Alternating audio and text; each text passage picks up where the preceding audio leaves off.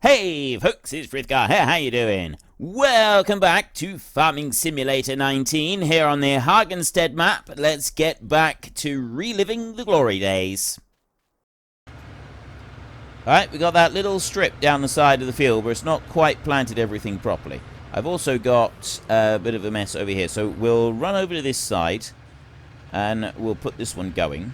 We've got some baling that we need to go and do. But yeah, they did talk about stripper heading, at least stripping the crop for the sorghum. Whether or not it means that we're going to get a proper stripper header to do that, I don't know. It might just be that that's the visual that is left behind. There's going to be new ground textures that we're going to get, so we're going to see all kinds of different ground textures in the new game. That, I think, is absolutely fantastic. I really want to see those. What else was there? I don't know what the other crops are. I know that sorghum was one of the new crops that was being added. Can't remember if there was another one or not. Well, obviously there's grapes and there's olives. So those two are both rather exciting as far as I'm concerned. I'm rather looking forward to them. Beyond that, I'm afraid I don't know. I don't think there's any new animals being added. I mean, we do have bees that are going to be a bit more involved than they were. It doesn't look like that we've got goats being added. That's one thing that I would like to have seen. As far as animals are concerned, geese, I know there's quite a few people that said that they would have liked to have seen turkeys added into the game, as turkey farming is quite big in some places. Me, I would like to have seen geese. I used to keep geese myself, and I thought it would be rather cool to see them added into the game. And I would also like to see goats and the ability to have goats being milked and that added, and also sheep and sheep being milked. Sheep's milk is a big thing in some parts of the world. Sheep's milk cheese is a big thing in some parts of the world. So being able to do both of those options would have been absolutely fantastic. But we are making leaps and bounds. We are going to be able... We've got all these factory things, so I'm hoping that one of the factory units is going to be a big cheese-making area. Big cheese-making factory, so that we can go and... We can have our own milk being produced from our cows, and then we can turn that into cheese. And that is something that a lot of farmers do actually do. There's all sorts of different places in the world where the farm... And a lot of farmers these days are not just, you know, doing regular farming. Especially here in Europe, it's very, very common to see farmers diversifying and producing a lot more directly on the farm. And there is also all kinds of... traditional cheeses and that. Europe has this thing that is a designated point of... Basically, it's a protection of origin, or a designated protection of origin, or something like that. So cheddar cheese can only be called cheddar cheese if it is made in the region of Cheddar in the UK. Any other cheese that is made to a similar recipe, if it's not made in Cheddar, it cannot be called Cheddar. The same with there's cheese in Holland, I think it is. Some people call it Gouda. I believe I just found out only 2 days ago that in Holland it's not pronounced Gouda, it's pronounced Houda. G is pronounced as an H. I really didn't know that. That was completely new to me. So yeah, Houda cheese in Holland cannot be called that if it is produced anywhere else. There is a certain region where it can be produced. Italy has got quite a number of different cheeses, same as France. France and Italy seem to be the biggest ones for having cheeses with the designated place of origin. So any, like, Parmesan cheese, everybody knows what Parmesan cheese, but for it to be a proper Parmesan cheese, it has to be produced in a set region in Italy.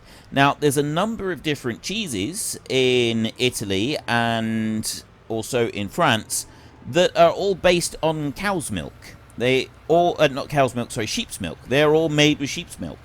And I found that to be a particularly interesting thing, that you've got all of these different cheeses that are made with sheep's milk. And so I thought it'd be really, really cool to see sheep being added into the game. But the one thing that all of these cheeses have got in common is that the milk is not taken to large factories. Or at least for a lot, let's say all of these cheeses, a lot of these cheeses are still produced by small farms. The farms have their own cows or their own sheep or their own goats, whatever is the basis for the milk, and they milk them, and then they make their own cheeses right there on the farm as well. So all the cheese, everything is all done right there on the farm. Now, we don't quite have that in Farming Simulator. We do have it where we're taking it to the factory and then we're making it there. But it's a similar thing. It's a very small scale thing. You're taking the milk from your farm to the small local factory, which is basically just a cottage industry, and you are then turning that milk into cheese. It might as well be produced on your own farm, so you are making the farm is making its own cheese.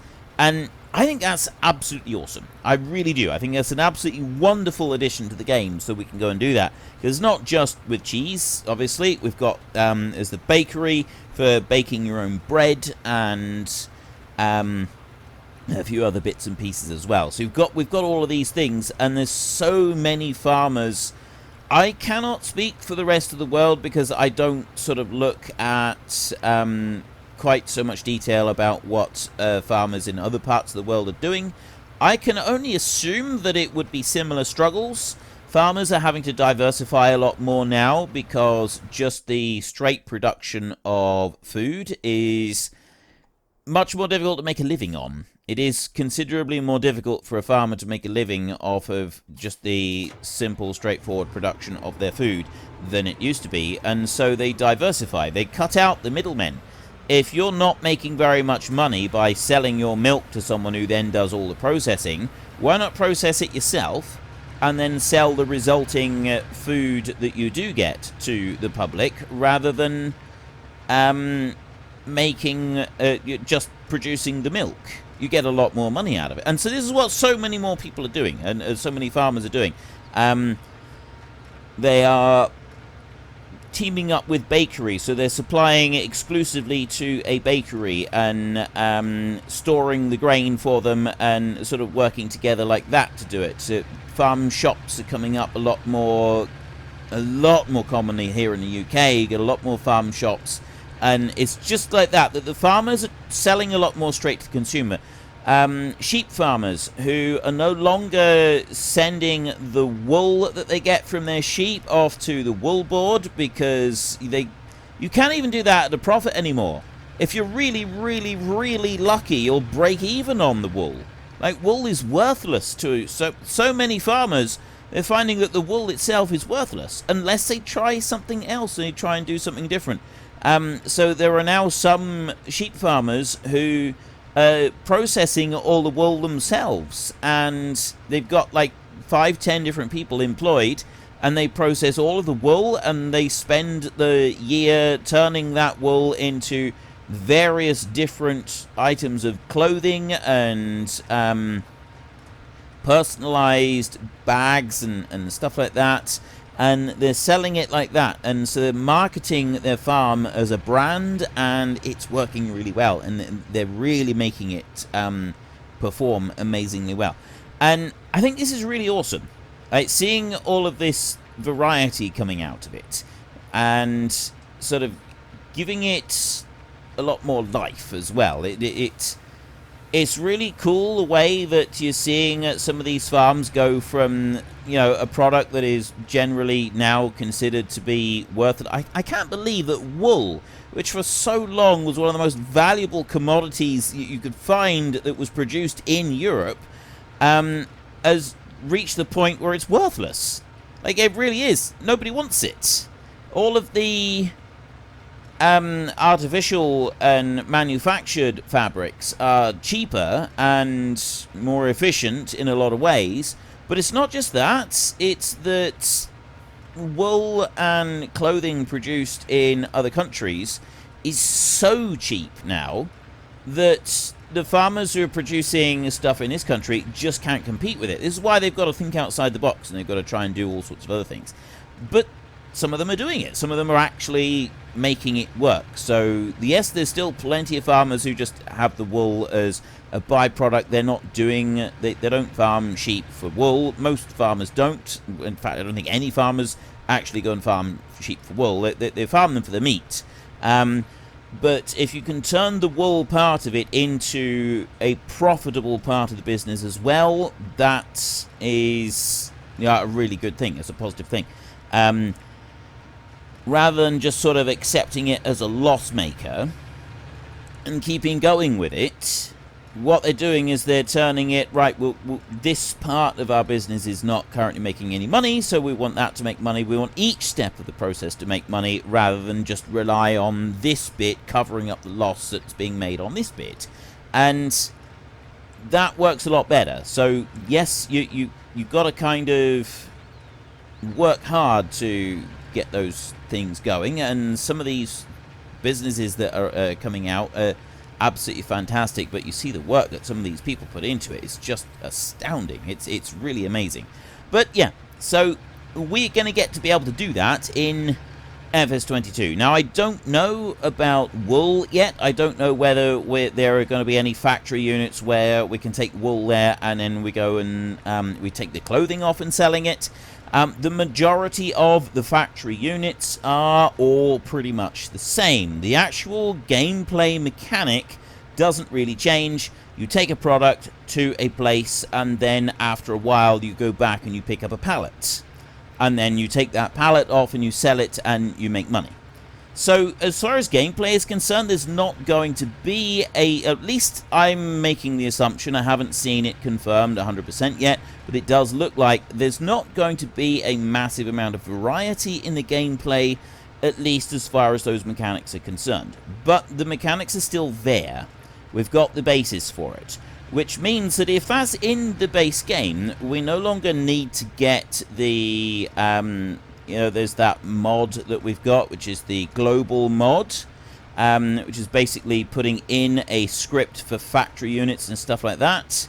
We've now got all that built into the base game, which in theory should make it a lot easier for mod makers to build on top of that and make ever more impressive and more interesting mods to sort of stack up on top of what we're being given right from the start. And this is a bit that I'm quite looking forward to seeing as we progress over the next 12 months. What are we going to see from the modding community? Because we know that without a doubt what really makes this game is the mods. A lot of the mods that I use are just kind of blend into the background, and I don't even think anything of them, but they are so important for my gameplay. Let me give you, well, I'm using one right now. This Massey Ferguson Heston baler is a mod, and it's an absolutely fantastic one as well. The tractor on the back there, that is the tractor. The seed drill on the back here, that is a mod. That is absolutely fantastic. But there's another mod that I've been using right from the start. It came out, I think, maybe 10 days after the game was first released, and I have had it installed ever since. Do you see what I'm doing right here? Do you see how I'm passing the camera through here? This is there's a camera mod that was released way back at the beginning. I can't remember quite what it was called. It's the... I don't know, the camera... Yeah, I genuinely can't even remember what it's called. It's something that...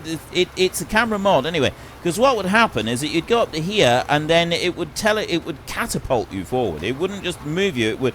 You'd like bang right up to the front as your camera moves in front of that one and then pops you back again. So if you're driving down the street and you're giving a sideways view like that, every time you go past a telegraph pole, you're doing this. You're bumping in and out of the tractor like this, but it's doing it a lot faster than what my mouse wheel can make me go. We're sort of doing this constantly, and you get motion sickness and all sorts, and it's horrible. I really, really hate that this isn't an option in the base game. So right here, I can just my camera is just passing right through it, right there. Which means that I can see the machinery as well. When I go around the corner, I can see the machinery, and we can stop and we can admire it, and we can look at it and we can think, yep, that's absolutely fantastic. It looks gorgeous, it's fantastic. Look at it, it's wonderful, and I might as well just skip this one over to the side while we're here. But that's not built into the base game. That is a mod as well, and it's a mod that I use all the time on everything. Like, it would be so different if I wasn't able to have that mod. It really, that is probably one of my most relied upon mods of any of them. And it's just a fantastic, wonderful little addition that... See, I can do it right here. I can just pass right through this whole thing here without being catapulted backwards and forwards. And that, to me, is sort of... It's little tiny quality of life things like that that can make such a big difference to any kind of game. Because developers don't always agree with what you consider to be a quality of life improvement. Some developers will look at your suggestion, I think we should do this. No, we don't want that. We want you to do it like this, because this is the vision that we have for the game. Yeah, that's great and all. I really like your vision that you have for the game and everything, but your vision for the game makes me not want to play it. If I can just tweak this little tiny bit, I'm going to get 100 hours of enjoyment out of this game rather than 10 hours of frustration before I rage quit and never come back. I mean, yes, the whole camera thing probably wouldn't make me rage quit, but it would be a constant source of irritation to me. Like, if I had that problem where every time I put the camera down like this, I can't see what's going on, that really, really would be spoiling the game for me. And yeah, so I don't really know what to expect from that. I mean, to be honest, I'm hoping that this camera thing is going to be an option in the base game. We've had that mod around for long enough that it really should definitely be an option. Okay, where was I? Real life interrupted a moment there. Helper G and Helper E have both completed their tasks. We'll leave them alone for a minute. I want to try and get this baling done so that we can get out of here. That's it for straw. Once we've done this field, there won't be any more straw in this game. So, yeah, I'm kind of hoping that something along the lines of the camera tweak that I use would be added into the base game. If it's not, I'm pretty confident that that one will turn up quite quickly. But overall, I think all of these factory units that we're going to be getting and the production cycles and things like that, I believe that that means that the mods that we're going to be exposed to in this next version of the game are going to be quite impressive. We're going to be seeing ever more quantities of mods turning up. Yes, there are some modders that will leave the game at this point. I know there's already a couple of there's at least one well-known team of modders that I can't remember actually which one. I just remember seeing a post on Facebook from them saying that they're not planning to be modding in FS22. Something, I don't know what it was. There was something about the game code being different or something like that. So I don't know if some modders have been able to see the game code early or what. I'm not really sure. I was a bit confused about it, but I think the long story short was that they weren't going to be doing any more modding. They were going to do a little bit still for FS19, but that was going to be about it. I suspect we will see the same. There will be some other modders as well. There'll be some who, like, we had some that when FS19 came out, they said the same. We don't like this game anymore. It's not like it used to be. Yada, yada, yada. We are quitting and we're never coming back. Yes, there's always going to be people who get fed up with doing modding. Modding is not something that you do for profit. It's not a job. It's something that you do as a passion. And people change over time. So, yeah, they're going to get fed up with doing modding over time. And I'm not always convinced.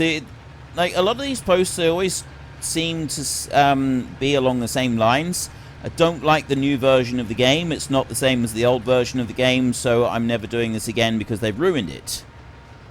I don't actually buy into that.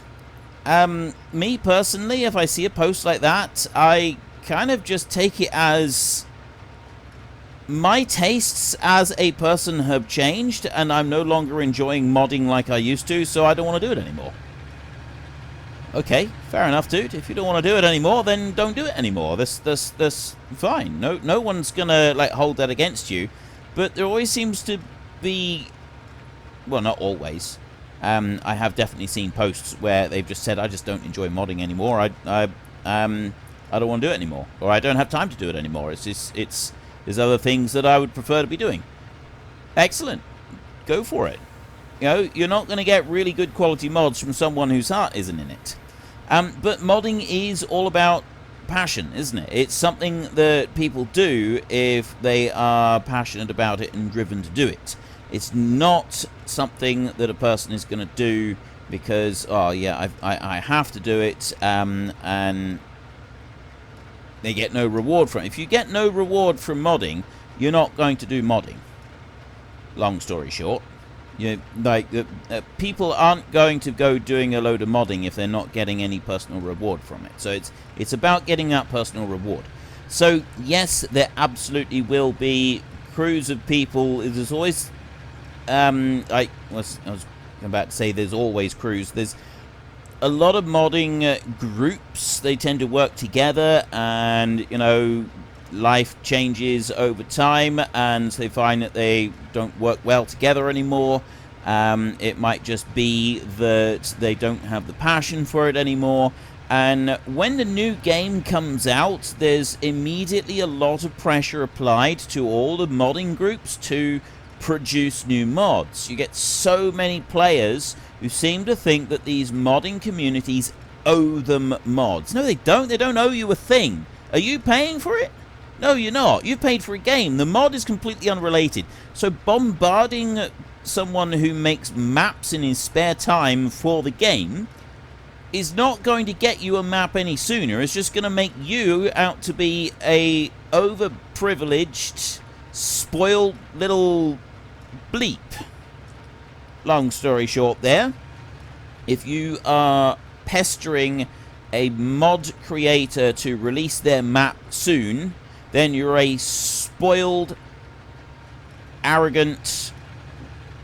I'm trying to think of words that I can say on this channel without getting into trouble. You're spoiled, basically. You're just a spoilt little child demanding that you get your next sweeties out of the tin, and then when you're told you can't have the sweeties just yet, and you've got to wait like everybody else, that's when you have a hissy fit and you throw your toys out the pram. Don't do that. Don't be that person. Don't be the person that is bombarding a mob. They're not a mob. The mob is the mob. A mod creator with messages demanding that they release their map and that they work harder. Some of the mod creators actually go 12 hours, they start working 12 hours a day, 13, 14 hours a day in order to get a map out for the new game. And they put in a huge number of hours onto it. And then they get messages from people saying, work harder, you're being lazy. Seriously? What's wrong with you? If you want a map that badly, go and make your own.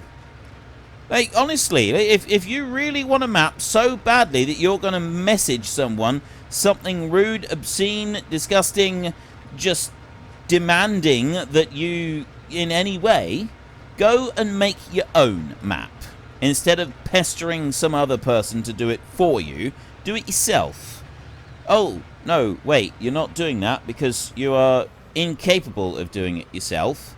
And so you're having to rely on someone else to do it, but you haven't been raised as a decent human being, and so you're being really rude, obnoxious, and generally nasty to the people that are doing it for you. Yeah, I'm getting a bit carried away with this now. So, don't be those people.